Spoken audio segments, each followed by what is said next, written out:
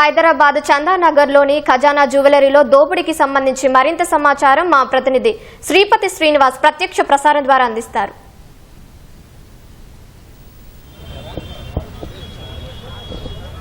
హైదరాబాద్లోని చందానగర్ జ్యువెలరీలో చందానగర్లోని ఖజానా జ్యువెలరీలో సరిగ్గా 10:30 నుంచి 10:45 సమయంలో దోపిడీ దొంగలు బీభత్సం సృష్టించారు. సుమారు 6 నుంచి 7 మంది ముఠా సభ్యులంతా కూడా ఇందులోకి చేరి దాదాపు ఇందులో ఉన్నటువంటి వెండిని దోచుకెళ్లినట్లు ఇక్కడ ఉన్నటువంటి స్థానికులు అధికారులు అయితే ఇక్కడ చెప్తున్నారు. ఇప్పటికే భారీ ఎత్తున పోలీసులు అయితే వెపన్స్ ధరించినటువంటి పోలీసులు అయితే భారీ ఎత్తున ఇక్కడికి చేరుకున్నటువంటి దృశ్యాలు అయితే మనం చూస్తున్నాం. సరిగ్గా 10:30 నుంచి 10:45 సమయంలోనే 6 ముఠా సభ్యులు అంటే ఆ సమయంలో ఇక్కడ ఉన్నటువంటి ఈ ఖజానా జ్యువెలరీకి సంబంధించినటువంటి స్టాఫ్ అంతా కూడా ఒక సమావేశం నిర్వహించుకుంటారు. సాధారణంగా ఈరోజు ఏం చేయాలి, ఎవరికి విధుల కేటాయింపులు కావచ్చు, లేదంటే ఈరోజు అమ్మకాలకు సంబంధించినటువంటి డీటెయిల్స్ కావచ్చు, నిన్న జరిగినటువంటి సేల్స్కి సంబంధించిన డీటెయిల్స్ కావచ్చు, స్టాఫ్ అంతా కూడా ఒక సమావేశం ఏర్పాటు చేసుకుంటారు. ఆ సమావేశానికి అయితే డిప్యూటీ జనరల్ మేనేజర్ సతీష్ వచ్చారు. అయితే ఆయన వచ్చి ఇక్కడ ఉన్నటువంటి వాళ్ళతో మాట్లాడుతూ ఉండగానే అప్పుడే కొంత షటర్ను కొద్దిగా ఓపెన్ చేసి ఉండగానే కొంతమంది దుండగులు లోపలికి ప్రవేశించే ప్రయత్నం చేశారు. అయితే ఆ సమయంలో అయితే వాళ్ళు స్టాఫ్ అంతా కూడా ఏమనుకున్నారంటే ఇక్కడ ఎవరైనా కొనుగోలు చేసేందుకు వచ్చినటువంటి వాళ్ళు కావచ్చు అనుకొని ఆ షటర్ను కూడా ఎత్తడంతో ఆ కొద్దిగా ఉన్నటువంటి ప్లేస్ నుంచి దుండగులంతా లోపలికి ప్రయత్నించినట్లు కూడా చెప్తున్నారు. అయితే వచ్చి రావడంతోనే దుండగులు ఇక్కడ మేనేజర్ ఎవరు అని అడగడంతో అక్కడ ఉన్నటువంటి స్టాఫ్ అంతా కూడా సతీష్ను చూపెట్టడంతో ఆయనను అడిగి మరి ఏంటి పరిస్థితి, ఇక్కడ బంగారం ఎక్కడుంది, వెండి ఎక్కడుంది అవన్నీ అడిగే ప్రయత్నం చేశారు. అయితే ఆయన తన దగ్గర బంగారానికి లాకర్కి సంబంధించినటువంటి కీ లేదని కూడా చెప్పినప్పటికీ అంటే ఆయన ఈ రోజు నేను తీసుకురావడం మర్చిపోయానని చెప్పినప్పటికీ కూడా కేవలం అబద్ధం చెప్తున్నాడన్న ఉద్దేశంతో కాల్పులు జరిపినట్లు కూడా చెప్తున్నారు. అయితే దుండగులంతా కూడా దాదాపు ద్విచక్ర వాహనాల మీద వచ్చినట్లు కూడా చెప్తున్నారు. వాళ్ళందరి దగ్గర కూడా చిన్నపాటి పిస్తోళ్ళు ఉన్నట్లు కూడా చెప్తున్నారు. అయితే ఆవేశంలో ఆయన చెప్పినప్పటికీ బంగారం కీ లాకర్ కీ అడిగినప్పటికీ ఇవ్వకపోవడంతో అక్కడ అతని మీద కాల్పులు జరిపారు. అక్కడ కూడా పైకి గాల్లోకి కూడా కాల్పులు జరపడంతో అసిస్టెంట్ జనరల్ మేనేజర్ సతీష్కి అయితే తొడలో గాయమయ్యేది. అతన్ని ఆసుపత్రికి కూడా తరలించారు. అయితే అక్కడే ఉన్నటువంటి దుండగులంతా కూడా ఇదేదో కొంచెం ఇబ్బందికర పరిస్థితులు తలెత్తుతున్నాయి.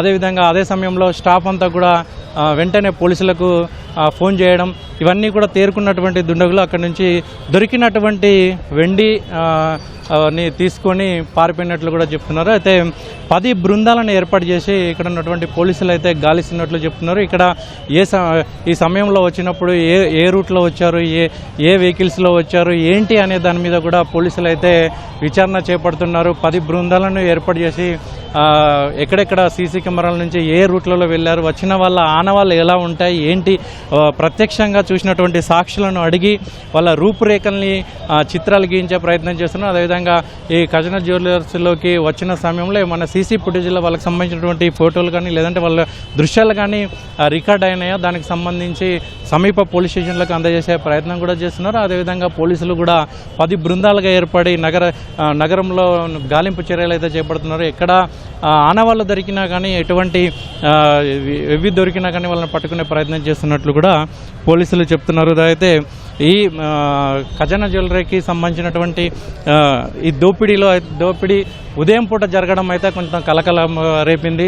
ఎందుకంటే దాదాపు ఈ సమయంలోనే షాపులు తెరుస్తూ ఉంటారు. జనరల్గా దోపిడీ దొంగలంతా కూడా రాత్రి సమయంలో అందరు పడుకున్న సమయంలో లేదంటే 9:30 సమయంలో ఇవి బంగారం కొనుగోలు చేస్తుంటారు, లేదంటే బంగారం తీసుకెళ్లే వాళ్ళు వచ్చి వెళ్తూ ఉంటారు. అటువంటి సమయంలో వాళ్ళు ఈ దోపిడీకి పాల్పడే అవకాశం ఉంటుంది. కానీ ఇప్పుడు జరిగినటువంటి దోపిడీ మాత్రం 10:30 నుంచి 10:45 సమయంలో జరిగింది. అంటే ఈ సమయంలో ఖచ్చితంగా ఈ దోపిడీ దొంగలకు ఇక్కడ ఉన్నటువంటి ఖజానా జ్యువెలరీకి సంబంధించినటువంటి ఎవరైనా సహకరించి ఉంటారా, లేదంటే వాళ్ళు ఏమైనా సమాచారం ఇచ్చి ఉంటారా? ఎందుకంటే ఈ సమయంలో షాపు తెరుస్తారు, ఈ సమయంలోనే సమావేశం జరుగుతుంది, ఆ సమయంలోనే ఎవరు ఉండరు అనే సమాచారాన్ని దోపిడీ దొంగలకు ఎవరైనా ఇచ్చి ఉంటారా అనే కోణంలో కూడా పోలీసులు విచారణ కూడా చేస్తున్నట్లు తెలుస్తుంది. ఏదేమైనప్పుడు కూడా భారీ ఎత్తున పోలీసు బలగాలు అయితే ఇక్కడికి చేరుకున్నాయి. క్లూస్ టీం కావచ్చు, ఇక్కడ విచారణ డాగ్స్ టీం కావచ్చు లోపలికి వెళ్ళి దోపిడీ జరిగినటువంటి విధానం కావచ్చు, కాల్పులు జరిగినటువంటి విధానం మీద అయితే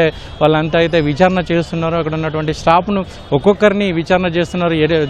ఏ సమయంలో వచ్చారు, ఎలా జరిగింది, మొదటి ఎవరిని అడిగారు, ఏం జరిగింది, వాళ్ళు ఏమేం ప్రశ్నలు వేశారు, వాళ్ళ ఆకారం ఎట్లా ఉంటుంది, ఎలాంటి డ్రెస్సులు ధరించి వచ్చారు, రూపురేఖలు ఎట్లా ఉంటాయి, ఎటువంటి వాహనాల్లో వచ్చి ఉన్నారు, ముందుగా ఎవరిని ప్రశ్నించారు, ఆ తర్వాత కాల్పులు ఎందుకు జరపాల్సి వచ్చింది, వాళ్ళ దగ్గర ఎవరి దగ్గర ఎంతమంది దగ్గర ఎన్ని ఆయుధాలు ఉండి ఉంటాయి అని అంటే స్థానికంగా చూసినటువంటి ప్రత్యక్ష సాక్షులు మాత్రం దాదాపు 6 నుంచి 7 మందికి సంబంధించినటువంటి ముఠాగా వచ్చినట్లు కూడా చెప్తున్నారు. దాదాపు వాళ్ళ దగ్గర అందరి దగ్గర కూడా చిన్నపాటి రివాల్వర్లు ఉన్నట్లు కూడా చెప్తున్నారు. వాళ్ళ దగ్గరికి వచ్చిన వాళ్ళని, ఎదురు తిరిగిన వాళ్ళని, బెదిరించిన వాళ్ళని అయితే కాల్చేందుకు వాళ్ళు ఏమాత్రం వెనుకాడకుండా ఉన్నారని కూడా స్థానికులు అయితే చెప్తున్నారు. ఆ దిశగానే పోలీసులు కూడా విచారణ చేపడుతున్నటువంటి దృశ్యాలు అయితే చూస్తున్నాము. భారీ ఎత్తున పోలీసులు అయితే ఇక్కడ మోహరించారు. ఇక్కడ ఎవరిని కూడా దగ్గరికి రానియకుండా పోలీసులను ఇక్కడ భారీ బందోబస్తుగా ఏర్పరిచారు. వాళ్ళంతా కూడా చిన్న రివాల్వర్లు ధరించినటువంటి పోలీసులు, అదేవిధంగా భారీ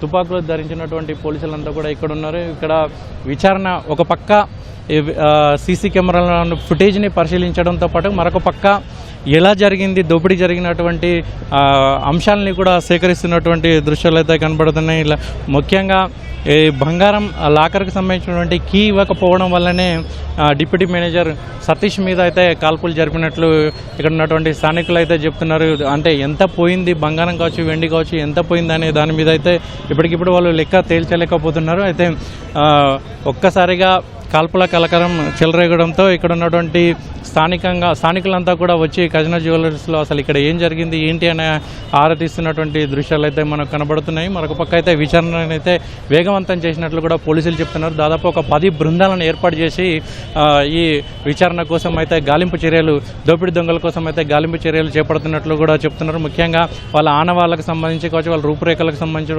కావచ్చు, వాళ్ళు వేష భాషలకు కావచ్చు, వాళ్ళు ధరించినటువంటి డ్రెస్సులు కావచ్చు, ఎటువంటి అంశాలను అడిగారు అనే దాని మీద కూడా వాళ్ళు ఎక్కడి నుంచి వచ్చారు, ఏ రూట్లో వచ్చారు, ఎటు వెళ్ళిపోయారు, 10:40 తర్వాత ఈ సరౌండింగ్ ఉన్నటువంటి సీసీ కెమెరాలన్నింటినీ కూడా పోలీసులు గాలిస్తున్నారు. దానికి సంబంధించినటువంటి ఆచూకీ కోసం అయితే వెతికే ప్రయత్నం అయితే చేస్తున్నారు. ఇక్కడ తాజా పరిస్థితులు. ఓటీయూ. ధన్యవాదాలు శ్రీనివాస్.